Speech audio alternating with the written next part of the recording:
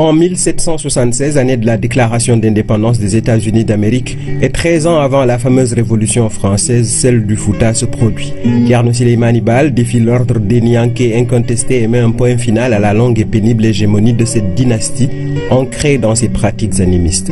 Une révolution retentissante dans un contexte de non-droit, d'inégalité sociale, de traite négrière, de razzia, de guerre fratricide et de paganisme obscur.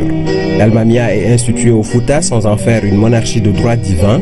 L'État se veut certes théocratique mais démocratique à bien des égards dans son fonctionnement.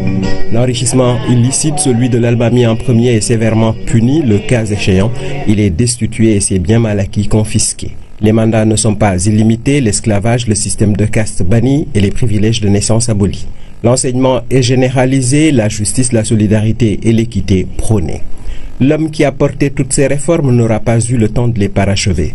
Ses successeurs ont essayé de continuer son projet colossal, presque utopique, dans un cadre où une nouvelle aristocratie se substitue subrepticement au dénianké, avec alliance, mésalliance, calcul d'intérêt, complot et trahison. Thierno Souleymane Baal était un homme en avance sur son temps, mais plutôt absent des manuels d'histoire. Qu'elle soit glorieuse ou hideuse, l'histoire doit être recherchée puis enseignée. Ce faisant, elle nourrit le présent et éclaire l'avenir.